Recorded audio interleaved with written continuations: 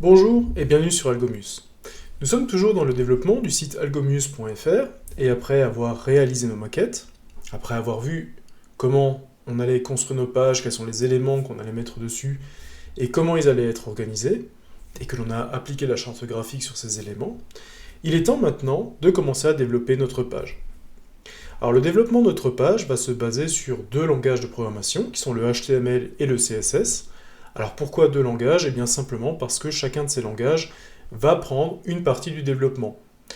Tous les éléments de structure, c'est-à-dire que les textes, les images, les logos, les titres et tout cela va se retrouver dans la partie HTML, et tout ce qui concerne le style va se retrouver dans la partie CSS. Donc, dans une première approche, nous allons déjà mettre en place les éléments de structure dans notre page HTML. Donc, nous allons simplement ajouter le texte, les images. Donc, ça ne va pas être une page très structurée à la fin de cette vidéo, mais on aura mis de bonnes fondations en place pour le développement de notre site. Et c'est la première étape. Ensuite, eh bien, la page sera entièrement formatée grâce aux feuilles de style CSS, et donc on aura un aspect beaucoup plus définitif qui va commencer à ressembler à la maquette. Mais la première étape, c'est simplement de mettre en place tous les éléments qui vont constituer notre table. Alors je vais procéder par étapes, mais ce n'est pas un cours à proprement dit de HTML. Si jamais vous voulez un cours d'HTML, il en existe de très bons sur le net, encore une fois chez Graphicart ou chez Open Classrooms. Ce sont des cours qui vous donneront vraiment toutes les balises à utiliser. Moi, je vais vous montrer un cas pratique, c'est-à-dire que je n'avais pas envie de refaire exactement la même chose que ces cours montrent déjà. Je vais vous montrer un cas pratique, comment est-ce que ça se passe quand on construit soi-même un site à partir de zéro, et donc on va partir directement sur la partie HTML. Alors, on va repartir de mon site, algomus.fr, et de la partie maquette. Nous avions mis en place les maquettes sous Figma. Voilà à quoi ressemblait la maquette de la page d'accueil, et nous allons maintenant l'intégrer directement, tous les éléments, en HTML. Quand on a construit la maquette, on s'est déjà posé pas mal de questions au niveau du découpage. On se rend compte sur cette page qu'on a bien une en-tête qui contient le logo et les différents boutons de navigation, l'accueil, YouTube et le projet. Puis on a un grand titre, Algomus de l'algorithmie et bien plus. On a ensuite une partie qui va expliquer pourquoi le site a été mis en place, à quoi sert ce site et que va-t-il contenir. Et puis ensuite, on aura une partie qui va présenter les différentes playlists de vidéos qui vont nous permettre de comprendre assez rapidement, de permettre de retrouver assez facilement où je vais rechercher les vidéos sur les thèmes que je recherche. Et enfin, on va terminer avec un pied de page qui va contenir quelques liens utiles, de nouveau des liens de navigation, des liens vers les réseaux sociaux, et quelques liens beaucoup plus réglementaires comme les mentions légales ou un lien qui va nous permettre de contacter l'auteur. Voilà. Ce sont ces éléments-là que l'on va mettre en place. Et donc on a déjà un découpage mis en place, de fait, par la maquette, entre en-tête, corps et le pied de page. Donc ça, c'est déjà des éléments que l'on va retrouver tels quels en HTML, et ce découpage va déjà justement nous servir. Alors comment ça marche de créer une page web? Alors la première chose que l'on peut faire, c'est simplement déjà d'ouvrir, de se créer un répertoire, donc c'est ce que j'ai fait. Alors c'est simplement, vous pouvez créer un répertoire, n'importe lequel. Moi je l'ai appelé ici Algomus Dev, tout simplement. Et dedans, j'ai mis des répertoires pour mes images, pour stocker mes images, et mes feuilles de style. Alors pour l'instant, j'ai pas encore de feuilles de style, ça c'est des choses qui vont venir. C'est là où vont se retrouver les fichiers CSS. Et j'ai créé un index que j'ai appelé index.html, puisque HTML est l'extension qui est connue justement par les navigateurs comme étant les fichiers de code HTML, qui vont contenir du HTML. Donc, je conseille aussi d'utiliser Visual Studio Code, puisque Visual Studio Code me permet, sur la gauche, d'avoir l'arborescence entière de mon répertoire. Donc là, je suis sur Algomus Dev, et j'ai tous mes répertoires. Donc j'ai simplement mis deux images qui sont une miniature, elle est un peu grande pour une miniature d'ailleurs, et l'image dont je vais me servir pour le logo. Simplement, ça va me permettre d'avoir une image qui s'affiche au moment où je vais créer. Pour l'instant, je vais simplement afficher la même image partout. Je n'ai pas de feuille de style, et donc j'ai créé un fichier index.html. Bon, et bien cet index.html, j'ai une fonctionnalité dans VS Code qui me dit par exemple copy pass. Ça veut dire copier le chemin vers l'index HTML. Si je clique là-dessus, eh bien dans le presse-papier, je me retrouve avec le chemin de mon fichier. Et donc je n'ai plus qu'à le coller dans un navigateur, et vous voyez que là je suis bien sous des algomusdev index.html. Alors pour l'instant j'ai une page blanche, effectivement, puisque cet élément est vide. Mais vous allez voir que tout ce que l'on va ajouter maintenant, eh bien tout simplement, ces éléments d'information vont s'ajouter petit à petit sur cette page. Je n'aurai qu'à remettre cette page à jour pour voir les différents éléments s'ajouter. Bon, alors on va déjà s'intéresser un petit peu au découpage de base de notre page, et on va voir si on peut retrouver le découpage de notre maquette en tête, page principale et pied de page. Alors comment se compose finalement un document HTML? Eh bien vous allez voir qu'on peut spécifier énormément d'informations pour le navigateur. Plus il y aura d'informations sur votre site, alors le navigateur lui sait lire du HTML, mais plus il y a d'informations dans votre site, mieux votre site sera référencé. Effectivement, si jamais vous voulez vous retrouver assez haut dans une recherche Google, il faut que le robot Google qui parcourt les pages et qui les indexe puisse comprendre de quoi parle votre site. Et donc, il y a énormément d'informations que vous pouvez donner dans votre site quand vous l'écrivez pour influencer le robot de Google. Plus vous donnez d'informations, plus il va savoir de quoi parle le site, quel est le sujet concerné, et on verra un petit peu au fur et à mesure quelles sont ces informations. Alors la première information que l'on peut donner, je vais te zoomer un petit peu, ouais. La première information que l'on peut donner, c'est on va déjà utiliser la balise doctype, et on va lui dire en fait la balise doctype HTML pour lui dire que le document que l'on est en train d'écrire est écrit en HTML. Donc ça va déjà permettre au navigateur de savoir en quel langage est écrit la suite du document. C'est très intéressant. On va s'intéresser aussi à la notion de balise en HTML. Effectivement, le HTML est un langage de balise. C'est-à-dire que vous avez une balise ouvrante et une balise fermante, et tout ce qui est entre est considéré comme étant dans la balise. Si je veux écrire un document HTML, eh bien, je vais ouvrir une balise HTML. Je vais donc créer HTML entre les signes supérieurs et inférieurs, et vous voyez que Visual Studio Code me propose directement la balise de fin HTML. Donc j'ai toujours une balise de début, ici HTML, et la balise se termine avec un slash et le même nom de la balise. Donc qu'est-ce que j'ai dit ici avec ces deux balises? Eh bien tout simplement, je vais dire au navigateur que tout ce qui est contenu entre ces deux balises, tout simplement, va être du code HTML. Ok, très bien. Donc mon code HTML, je vais encore une fois le diviser en deux. Je vais donc avoir la balise qu'on appelle head, donc la tête, simplement la tête de mon document, et je vais avoir une balise qui s'appelle body. Alors là aussi, je me crée deux nouvelles zones. C'est-à-dire que tout ce qui va être compris entre le début de la tête et la fin de la tête, ça va être le contenu de la tête, ici, et tout ce qui est body, ça va être le corps de ma page. Head, c'est quoi? C'est tout simplement, si vous voulez, c'est l'entête du document, et c'est pas mal d'informations sur le document, mais ce sont des informations qui ne vont pas s'afficher dans le document. C'est des choses qui vont vous permettre, par exemple, de renseigner l'auteur, de faire une description de la page, et ainsi de suite. Tout ça, ça va être fait dans la tête. Et on va voir ce que l'on peut mettre dedans.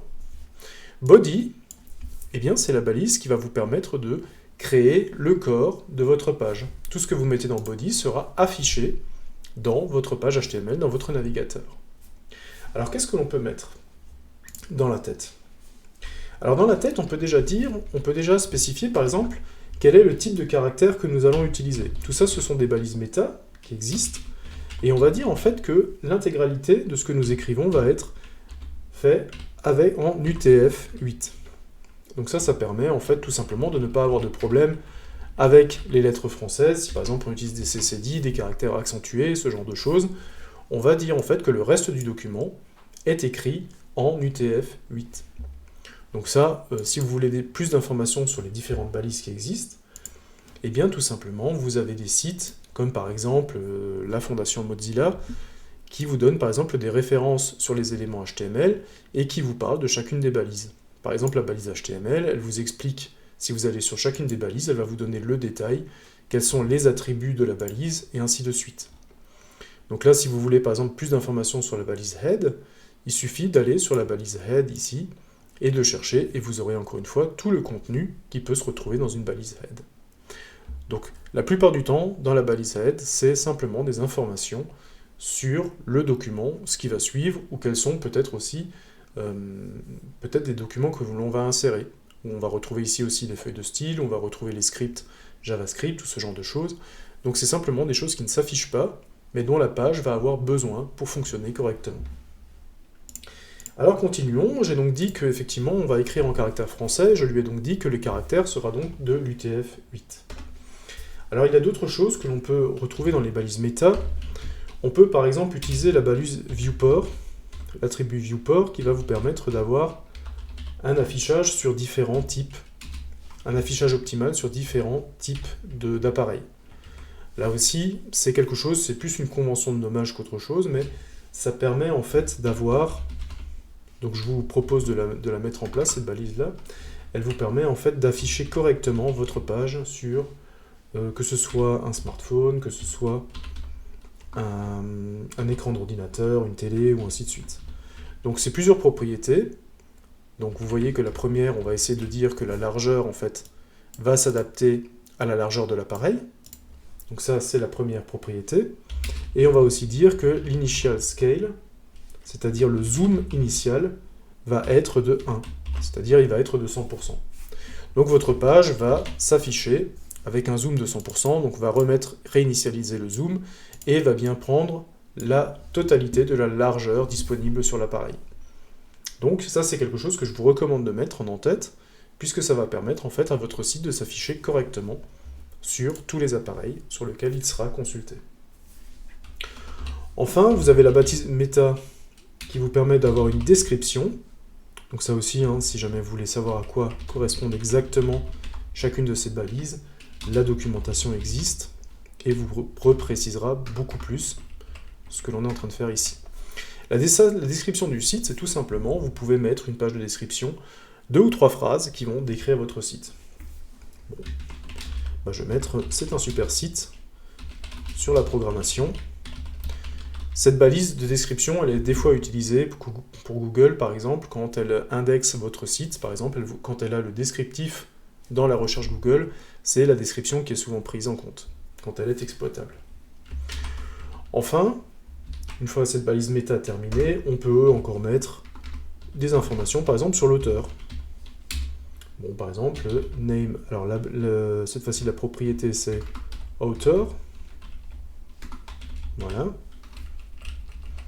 Et l'auteur, c'est moi. Donc je vais mettre simplement l'auteur, c'est Algomius. Voilà. Ah, il m'a mis un double quote en trop. Et je termine ma balise. Donc tout ça, ce sont des choses que l'on peut mettre en place. La dernière balise qui me semble assez intéressante à ce niveau-là, c'est la balise title. La balise title va reprendre le titre de votre document. Et ce titre, en fait, va être utilisé dans l'onglet qui va afficher votre page. Tout simplement. Si ici je mets Algomius, le site de programmation, voilà, par exemple, et que je sauvegarde, donc toujours si je sauvegarde mon document, il faut le sauvegarder si jamais on veut l'afficher, et que je retourne sur ma page d'index, donc de mon site, je valide, alors je fais entrer ou je fais F5 ou alors vous prenez simplement actualiser la page et vous voyez qu'en haut, dans l'onglet Algomius, le site de programmation, s'est affiché. Donc, il a bien pris ma balise title. Donc vous voyez en fait que tous les éléments du head en fait ne s'affichent pas. J'ai toujours une page blanche, mais vous voyez qu'il y a des informations qui ont été utilisées. Maintenant, j'ai mon onglet qui est nommé. Ok. Donc maintenant, il est temps de s'occuper du contenu du site à proprement parler. On va s'occuper du body. Alors dans le body, si jamais je regarde ma maquette, je vais faire pas mal d'allers-retours avec la maquette, et bien dans la maquette, je me rends compte que j'ai une en-tête, j'ai un corps, et j'ai un pied de page. Et bien ça, c'est quelque chose que je vais reporter directement dans ma page HTML. Et vous allez voir que si jamais je recherche les balises, est-ce que je l'ai encore ouvert? Ouais. Vous allez voir que l'on va retrouver des balises qui vont nous permettre de mettre en place l'en-tête, le pied de page et la section de contenu. Là, par exemple, si je cherche un petit peu, vous voyez que je vais retrouver la balise main qui va me dire ça représente le contenu majoritaire du body, c'est le corps du document. On va voir que je retrouve aussi le header qui est l'entête du document et le footer qui est finalement le pied de page du document. Donc je vais déjà commencer à mettre en place ces balises-là pour pouvoir délimiter les différents éléments de ma page. Alors je l'ai dit, j'ai donc un header qui va me donner l'entête. Dans cette balise-là, je vais mettre entièrement l'entête de la page. J'ai un élément main qui va reprendre le corps de ma page. Et je n'oublie pas que j'ai aussi un pied de page que je vais appeler footer qui va représenter le pied de page de mon document. Et donc là, ça me fait un découpage déjà comme pour ma maquette, et donc ça va me permettre justement de savoir également où s'arrête mon en-tête, où s'arrête mon pied de page, et quel est le contenu de ma page au milieu de tout ça. Et donc maintenant, je vais m'occuper simplement de la partie header. Alors dans ma partie header, j'ai quoi? Alors je vais reprendre ma maquette. Tout simplement, dans ma partie header, j'ai le logo, j'ai 3 boutons, l'accueil, YouTube et projet. Ok. Alors comment je vais mettre ça en place? Eh bien tout simplement, si jamais je devais chercher les différentes balises, eh bien mon logo c'est tout simplement une image. Alors c'est une image qui a été... c'est pas une image carrée, mais c'est une image qui a été mise en rond. Mais ça encore une fois, c'est des éléments de modification de style, donc c'est quelque chose qui n'apparaît pas ici. Je vais donc juste afficher mon image. Afficher une image, ça se fait avec la balise IMG. La balise IMG, elle a plusieurs propriétés, dont une qui s'appelle SRC, source. En fait, où se trouve mon image? Eh bien, mon image, elle se trouve, je vais partir du répertoire courant. Alors là, on est en HTML exactement comme ce que l'on a quand vous faites par exemple de la programmation shell. Le répertoire courant, c'est par exemple le point. Le père du répertoire courant, c'est le répertoire point. Donc ça veut dire que si je fais point, je suis dans le répertoire Algomus Dev, et donc si je veux récupérer mes images sont dans le répertoire images. Donc, à partir du répertoire courant, je vais chercher le répertoire image, et dans le répertoire image, je vais récupérer l'image du logo. Voilà, j'ai donc affiché déjà l'image du logo. Si j'affiche simplement ça à ce moment-là, vous voyez que maintenant j'ai affiché l'image du logo. Alors elle n'est pas à la bonne dimension, elle est carrée au lieu d'être ronde, mais ça encore une fois c'est des éléments de style que nous verrons quand nous allons programmer avec le CSS. Alors il y a d'autres informations dont vous allez avoir besoin sur votre balise image. Il y a notamment une propriété que l'on appelle alt. Alt en fait c'est simplement une description du logo. Par exemple je vais mettre le logo du site Algomus. Alors pourquoi est-ce qu'on met une description? Alors il y a deux raisons à ça. La première, c'est que si jamais votre image, par exemple, n'existe pas, vous supprimez malencontreusement l'image, et en fait l'image ne s'affiche plus sur votre site, eh bien vous allez avoir la description qui va remplacer l'image. Et ça va permettre en fait de savoir qu'est-ce qu'il aurait dû avoir comme image à cet endroit-là. La deuxième chose, eh bien tout simplement, ça permet aussi, c'est quelque chose qui va nous permettre d'avoir une accessibilité meilleure. C'est-à-dire que si jamais vous avez des personnes non-voyantes qui viennent sur votre site, elles ne verront probablement pas l'image. Par contre, elles auront un logiciel qui permettra de leur lire la balise alt associée à l'image. Et donc elles pourront avoir un commentaire, ne voyant pas l'image, elles pourront quand même avoir un commentaire sur l'image. La troisième chose, encore une fois, c'est en termes de référencement. Le robot Google, par exemple, quand il va vouloir référencer votre site, ne comprend pas ce qu'il y a sur des images. Si vous mettez du texte sur une image, en fait, le robot Google, pour lui, c'est une image, donc c'est des pixels de couleur. Il ne peut pas analyser le texte qui est dessus. Donc il va se baser sur la balise alt pour savoir, en fait, de quoi parle l'image. Et donc ça va lui permettre d'avoir des informations supplémentaires par rapport à ce qu'il cherche. Deuxième balise qui peut être intéressant à mettre en place, c'est simplement la balise title. Et cette balise, en fait, va simplement permettre d'afficher le titre de l'image lorsque l'on laisse le curseur par-dessus. Je vais mettre logo Algomus, je sauvegarde, je vais prendre simplement mon index, je vais recharger ma page, et vous voyez que si je laisse traîner maintenant mon curseur, eh bien je vais avoir le titre qui apparaît. Ok, alors jusqu'à présent, tout marche bien, mon image fonctionne, donc je vais aller un petit peu plus loin. Alors il n'y a pas qu'une image dans le menu, on l'a vu, il y a aussi 3 boutons qui vont nous permettre d'aller vers la page d'accueil, vers la chaîne YouTube et vers le projet algomus.fr, c'est-à-dire simplement vers des pages qui vont présenter l'organisation du site ou comment il a été créé. Alors ça, c'est ce que l'on appelle la barre de navigation, et il existe une balise spécialement pour ça qui s'appelle nav, donc que l'on peut réutiliser pour la barre de navigation. Et cette barre de navigation, qu'est-ce qu'elle va contenir? Eh bien, elle va simplement contenir 3 éléments. Alors ces 3 éléments, je voudrais qu'on puisse cliquer dessus. C'est-à-dire que si je prends ici ma maquette, je voudrais que quand je clique sur l'accueil, je puisse aller vers l'accueil, quand je clique sur YouTube, je puisse aller vers YouTube, et ainsi de suite. Et donc ces éléments-là sont des liens. Alors des liens, en fait, en HTML, c'est la balise A. Alors A, elle a un élément href, dont on parlera un petit peu plus tard. Pour l'instant, je vais juste mettre dièse à l'intérieur, puisque pour l'instant, mon site n'est pas encore définitif. Je vais mettre dièse, et je vais lui mettre un libellé. Donc là, la première va vers l'accueil, la deuxième va vers YouTube,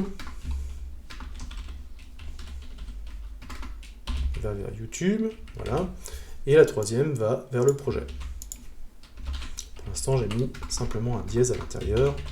On va voir tout à l'heure ce que l'on peut faire à partir de ce dièse-là.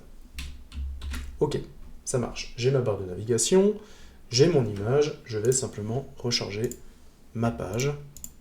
Voilà, et vous voyez que cette fois-ci, j'ai des liens. Il a déjà compris que c'était des liens, le navigateur, puisque vous voyez qu'il me les a déjà coloriés en bleu, et il m'a déjà mis un soulignement.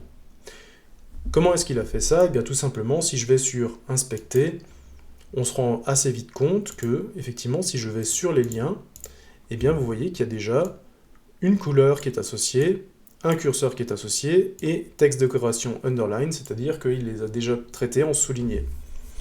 Alors d'où est-ce que ça vient? Eh bien, tout simplement, il y a des propriétés par défaut dans le navigateur quand vous lui dites, par exemple, que vous êtes sur un lien. Le lien sera par défaut en bleu et souligné. Donc ça, c'est quelque chose que le navigateur fait de lui-même. Ok, donc c'est pour ça que c'est important de lui dire, voilà, là c'est un lien, là c'est de la navigation, là c'est dans le header et tout ça, et de se servir des balises qui sont propres au HTML. Plus vous allez vous servir de ces balises à bon escient, plus vous allez permettre au navigateur de comprendre ce que vous êtes en train de faire. Et si le navigateur comprend ce que vous êtes en train de faire, et bien vous voyez qu'il va vous aider avec des propriétés de style de base sur plusieurs des éléments. Ok, alors comment ça marche le lien? Eh bien tout simplement, imaginons, voilà, je suis sur la page, donc ça c'est google.fr, hein, tout simplement. Si je veux un lien directement vers google.fr, il suffit que je reprenne, par exemple, mon lien, et je dis, voilà, alors là j'ai mis YouTube, mais je vais le faire aller sur Google. Je vais lui dire simplement que c'est du https, hop, www.google.fr. Je vais sauvegarder, donc qu'est-ce que ça veut dire? Ça veut simplement dire que je vais créer un lien sur la chaîne de caractères YouTube, et quand je vais cliquer sur YouTube, ça va m'envoyer vers le lien associé. Donc là, ça va m'envoyer vers google.fr. Ok, donc ça, je vais fermer le inspect, je recharge, et donc si je clique maintenant sur YouTube, eh bien, je vais me retrouver sur google.fr. Donc un lien, c'est tout simplement ça, c'est une chaîne de caractères qui est associée à une URL valide, à une adresse de site internet valide. Et donc, on a la possibilité, justement, ici, de mettre ça en place. C'est ce qu'on a fait. Quand on appuie sur YouTube, on se rend à google.fr. Donc, on n'est pas obligé de se rendre forcément dans un autre site. On peut se rendre à une page dans le même site. Et on peut même se rendre à un autre paragraphe sur la même page en utilisant les encres. Donc, on a plusieurs propriétés et je vous encourage, si jamais vous voulez toutes les connaître, à vous renseigner sur la balise A qui permet justement de mettre un lien en place. Donc, j'ai terminé, j'ai tous les éléments dans mon fichier HTML, j'ai mon image, j'ai les 3 liens, et donc, j'en ai terminé. Alors, avant de passer au corps, on va peut-être s'occuper du footer, puisque c'est à peu près quelque chose qui va être assez équivalent. Alors, si je reprends Ça, je vais le fermer. Si je reprends mes éléments de ma maquette, qu'est-ce que j'ai dans le footer? J'ai le plan du site, j'ai les réseaux sociaux, et j'ai de nouveau mon logo avec les mentions légales et les contacts. Bon, bah c'est quelque chose qu'on va mettre assez facilement en place. Donc mon footer, encore une fois, je vais reprendre simplement ma page HTML telle qu'elle a été définie. Et mon footer, maintenant, il est ici. Le header est fini, l'entête est fini. Je vais maintenant m'occuper du pied de page. Alors qu'est-ce que je vais avoir dans mon pied de page? Eh bien en fait, je vais me retrouver avec 3 colonnes. Ces 3 colonnes, je veux pouvoir les diviser. Donc je vais utiliser une balise div qui va me permettre de pouvoir diviser mes colonnes. Donc je vais avoir ma première colonne, je vais avoir ma deuxième colonne. Ah, peut-être écrit en majuscule. Hop. Et je vais obtenir ma troisième colonne. Voilà, comme ça me permet de séparer mon pied de page en 3 colonnes. La première sera le plan du site, la deuxième les réseaux, et le troisième ce sera logo, mention légale et contact. Ok, alors dans ma première div, qu'est-ce que j'ai? Dans ma première div, eh bien, je vais déjà lui donner un titre, donc je vais utiliser les titres H2. Simplement, tout ce qui est H, c'est pour header. H1, c'est le titre de plus haut niveau, H2, c'est le niveau en dessous, H3, le niveau encore en dessous, et ça va jusqu'à H7, je crois. Donc ça va vous permettre de donner les titres. Alors là aussi, vous allez voir que les titres ont un formatage de base, que vous allez pouvoir modifier, mais déjà de base, le navigateur va vous donner un format de base pour vos titres. Alors là, je suis dans ma première colonne, c'est en fait la colonne qui va concerner le plan du site. Ok. Et dedans, elle a quoi? Eh bien, dans le plan du site, je vais me retrouver avec une liste de liens. Donc je vais de nouveau créer un bloc avec ma balise div, et dans ce bloc-là, je vais créer les 3 liens que j'ai. Alors je vais pour l'instant pas m'occuper des liens en particulier, ça c'est quelque chose que je raccorderai une fois que j'aurai une vision un petit peu plus grande du site. J'ai de nouveau un lien vers l'accueil, j'ai de nouveau un lien vers YouTube, et j'ai un dernier lien vers le projet. Hop, et vers le projet Algomius. Ok, donc le plan du site, c'est bon. J'ai tous les éléments qui sont en place. Je vais m'occuper maintenant de la deuxième colonne. Alors pour aller plus vite, je vais faire un copier-coller. Cette fois-ci, j'ai plus le plan du site. J'ai une partie sur les réseaux sociaux. Les réseaux sociaux, j'ai quoi? Alors mon premier réseau social que j'utilise, c'est YouTube, naturellement, pour la chaîne. Et je vais aussi mettre un lien vers Twitter. Ok, ça marche. Donc j'ai ma première colonne, elle est en place. Ma deuxième colonne est en place. Et donc il me reste juste une troisième colonne. Alors ma troisième colonne, qu'est-ce qu'elle contient? Eh bien elle recontient mon logo.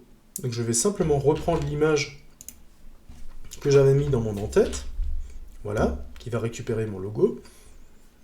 Et qu'est-ce qu'elle a encore? Elle a 2 liens.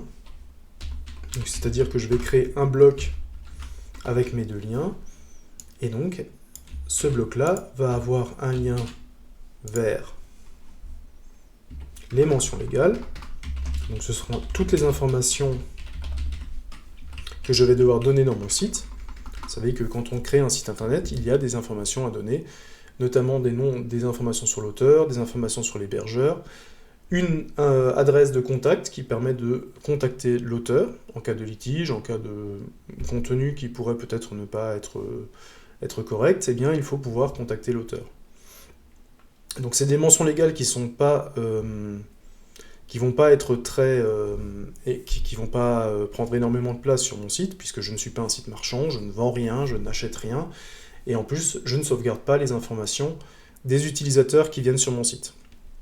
Donc les mentions légales vont se réduire quand même à très peu de choses, mais je vais quand même garder le minimum d'informations requises pour ce genre de site. Et enfin, je vais simplement utiliser un contact pour pouvoir contacter. Alors ce que l'on peut utiliser justement pour le contact tout simplement, c'est qu'on peut utiliser une partie spécifique du lien, href, Et on peut utiliser une commande qui s'appelle mail to. Et mail to, eh bien, je peux donner une adresse. Par exemple, je pourrais dire on fait un mail à contact@algomius.fr. Et le fait d'écrire ça, en fait, tout simplement, le lien ne va pas faire un lien vers une autre page, mais va faire un lien directement sur la commande mail to. Et si vous avez par exemple un logiciel de messagerie qui est configuré, et bien tout simplement, il va l'ouvrir, le système d'exploitation va l'ouvrir et va mettre la fenêtre, l'adresse de contact directement dans le destinataire. Et donc il va vous préparer un mail de contact. Je sauvegarde tout, normalement j'ai toutes les informations pour mon pied de page qui sont rédigées. Je vais simplement remettre à jour mon site. Alors non, c'est pas Google le site. Ah, je l'ai plus. Ah, j'ai dû le fermer. C'est pas grave. On va simplement reprendre l'index. On va faire un copy-paste. Et on va le rouvrir ici. Voilà, donc j'ai effectivement... Ici, j'ai mon en-tête. Et puis, j'ai mon pied de page, le plan du site, les réseaux sociaux et mention légale et contacts. Alors, on n'a encore aucun formatage. Hein. Enfin... Quoique si, vous voyez bien que les textes ici, je les ai définis en titre et ils sont écrits plus grands.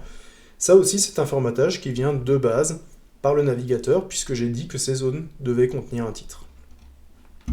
Ok. Donc ça commence à prendre forme, tout ça.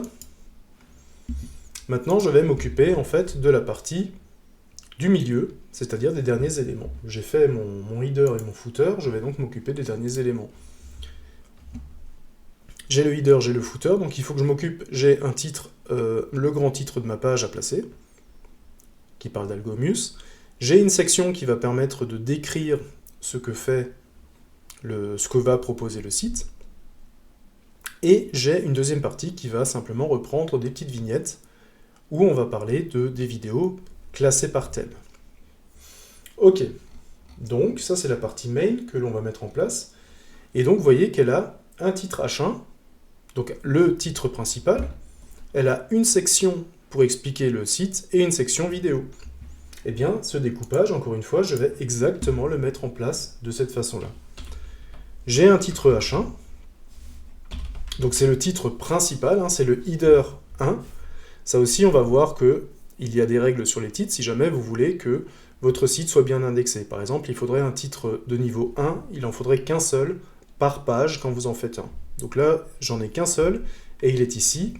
Et donc, je vais simplement dire, voilà, ça c'est mon titre, Algomius, de l'algorithmie, et bien plus. Voilà. Donc ça, j'ai mon titre H1. Puis, j'ai une section qui va contenir la raison d'être du site, qui va expliquer ce qu'il y a dans le site, et ce que je veux faire avec, ce que je veux montrer. Puis, il y a une section qui va parler plutôt des vidéos.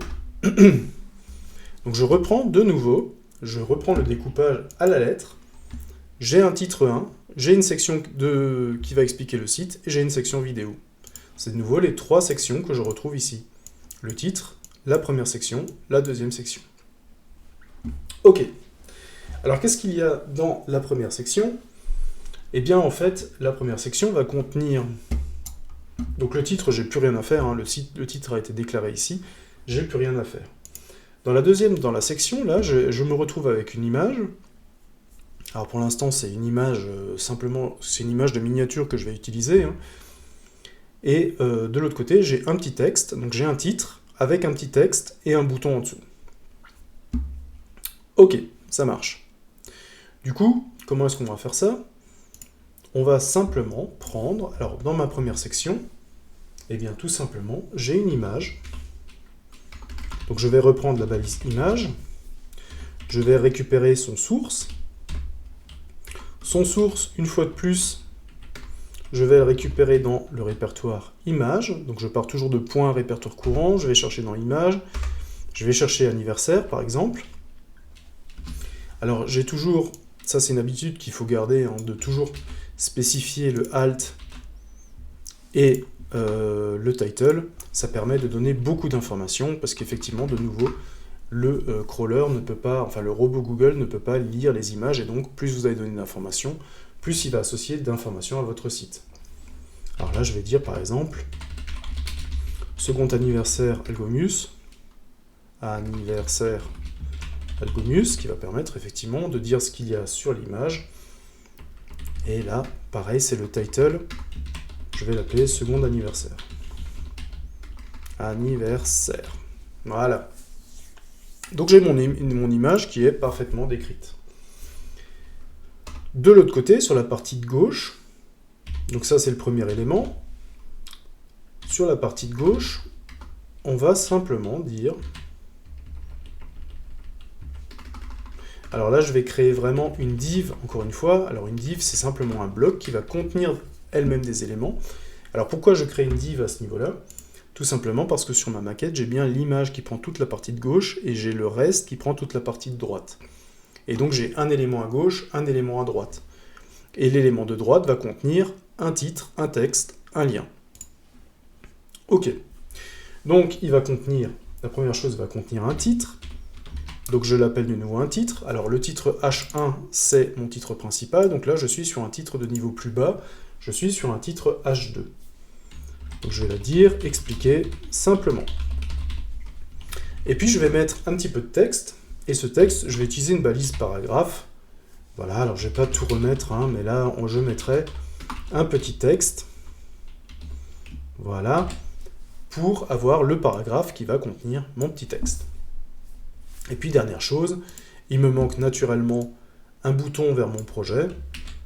Et bien tout simplement, je vais reprendre le lien que j'avais tout à l'heure, que j'avais utilisé dans le navigateur, et je vais simplement le remettre ici. Et j'ai remis en place tous les éléments. Donc j'ai bien une image pour le côté gauche, puis sur le côté droit, j'ai un titre, un texte et un bouton. Ok, ça marche. On va remettre à jour mon affichage. Ah, vous voyez que... Bon, alors l'image n'est pas du tout dimensionnée, hein, donc en fait, on est simplement sur des éléments de structure en ce moment. Donc l'image, elle apparaît dans la taille dans laquelle elle a été sauvegardée. Elle n'est pas du tout redimensionnée. J'ai bien le titre H1, vous voyez que le titre a été écrit en grand et en gras, j'ai l'impression. Et donc, en fait, on va retrouver ces éléments-là. Ok, ça marche. Donc là, j'ai expliqué simplement un petit texte, un projet. Pourtant, on voit que l'image n'est pas à gauche, le texte n'est pas à droite. Pour l'instant, tous les éléments sont ajoutés les uns à la suite des autres. Mais on va voir que tous ces éléments vont prendre forme à partir du moment où on va insérer le CSS, les feuilles de style. Ok, donc là, j'ai pratiquement fini. Il ne me reste plus que la deuxième section. Alors la deuxième section, c'est quoi? Eh bien, la deuxième section, elle va parler des vidéos. Donc elle aura un petit titre qui va dire vidéo par thème. Et cette vidéo par thème, ensuite, elle va contenir des vignettes. Alors une vignette, c'est quoi? C'est une petite photo et un titre. Là, j'ai une photo et un algorithme. Alors pour l'instant, c'est toutes les mêmes photos, hein, puisqu'on était parti sur la maquette. Je ne voulais pas perdre de temps non plus à récupérer toutes les photos exactement. Donc j'ai toujours utilisé la même image partout. C'est ce que l'on va faire ici aussi dans un premier temps. On va simplement reprendre toutes les mêmes photos. Alors, la section commence avec un titre, H2, qui va nous parler des vidéos par thème. Ok. Et ensuite, il va y avoir une liste de vidéos. Donc, c'est-à-dire qu'ici, je vais créer une div, encore une fois, je vais créer un bloc qui va contenir la liste entièrement de mes vignettes. Donc là, j'ai un bloc qui va contenir les vignettes. Donc j'ai donc un titre et un bloc qui contient les vignettes. Maintenant, je vais définir chacune des vignettes. Alors les vignettes, je veux pouvoir cliquer dessus. Je veux pouvoir cliquer sur l'image, je veux pouvoir cliquer sur le texte. Donc ça veut dire que aussi bien l'image que le texte, je vais devoir l'entourer d'un lien. Et bien c'est ce que je vais faire. Un lien, on a vu que ça marchait avec la balise A, avec une référence sur l'adresse vers laquelle doit pointer cette balise. Donc pour l'instant, je vais rester assez flou hein, sur quoi elle va pointer. Et cette balise, en fait, elle va contenir une image. Donc ça, maintenant, on commence à connaître, c'est la balise image. Cette balise image, elle va devoir prendre sa source quelque part. Donc je vais de nouveau aller fouiller dans mon répertoire image. Je pars du répertoire courant, je vais chercher dans mon répertoire image, et je vais chercher anniversaire2.png par exemple. Là, pareil, hein, pour pas que j'oublie, il va falloir que je mette l'alt, la propriété alt et la propriété title, toujours pour des problèmes d'accessibilité et des problèmes de référencement. Donc ça, c'est des balises à ne pas oublier. Et à part ça, il va me falloir... Alors, je vais mettre un petit titre aussi dans la vignette. C'est le titre de la vignette, donc on descend encore une fois d'un cran. On avait un titre H2 pour la section. Cette fois-ci, on est sur un titre H3. Et on va parler, par exemple, ici d'algorithmie. Voilà. Et donc, j'ai mes vignettes. Ça va être simplement un lien sur un élément d'image avec un élément de titre en dessous. Donc, si je sauvegarde à ce moment-là, voilà, hop, là, cette fois-ci, vous voyez que j'ai un bouton et j'ai l'algorithmie qui a repris le bleu et le souligné des liens que l'on a l'habitude de voir. Bon, alors ces vignettes-là, moi, j'en ai pas qu'une. On voit sur la maquette que j'en ai prévu 6. Alors, puisque j'en ai prévu 6, ça veut simplement dire que cet élément-là va se répéter 6 fois. Donc 2, 3, 4, 5 et 6. Alors, j'aurai plusieurs choses, hein. J'aurai de la programmation, j'aurai de l'algorithmie, j'aurai par exemple des mathématiques, je vais parler du ML, et je vais parler par exemple de base de données également. Voilà. Et peut-être encore un petit peu de quoi je peux parler. Bon, je vais peut-être parler de programmation shell aussi. Voilà.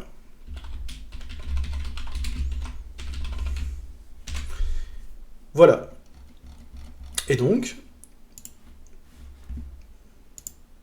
si je mets maintenant mon site à jour, je vais simplement me retrouver avec tous les éléments de structure de ma page d'accueil.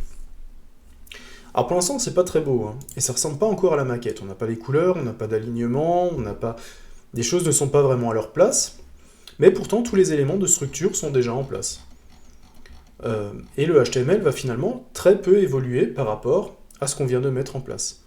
On a toutes nos images, on a tous les titres, on a notre page qui est divisée en en-tête, en corps et en pied de page, et la partie principale de notre fichier, en fait, est lui-même divisée en sections. Donc en fait, on a fait un bon découpage, et si jamais on voulait un petit peu critiquer ce que l'on vient de faire, et regarder un peu la composition d'une page HTML, on voit qu'il y a quelques conseils qui peuvent être donnés. Comme dans n'importe quel langage de programmation, en fait, vous allez pouvoir améliorer la lisibilité en ayant une bonne indentation. Qu'est-ce que ça veut dire? Ça veut dire que vous voyez que ma balise head, elle s'ouvre ici, elle se ferme ici, et vous voyez que tout ce qui est à l'intérieur, en fait, je l'ai décalé d'une tabulation. Et ça me permet facilement de savoir que ma balise s'ouvre ici, se ferme ici, et tout ça, c'est ce qui est à l'intérieur de la balise. Et vous voyez que j'ai vraiment pris soin d'indenter entièrement ce que je viens de faire, et donc c'est très compréhensible. Là, j'ai toute ma barre de navigation, ça, c'est toute ma partie header, vous voyez, entre header, machin. Là, ça, c'est toute ma section qui va contenir la présentation du site. Et là, vous allez voir tout simplement toutes les vignettes que je vais pouvoir afficher pour mes vidéos. Et là, encore une fois, dans la balise footer, je vais retrouver le footer. J'ai ici la balise d'ouverture, la balise de fermeture, et effectivement, tout ce qui est entre va concerner le pied de page. Donc en fait, d'avoir quelque chose de bien indenté rend le code parfaitement lisible.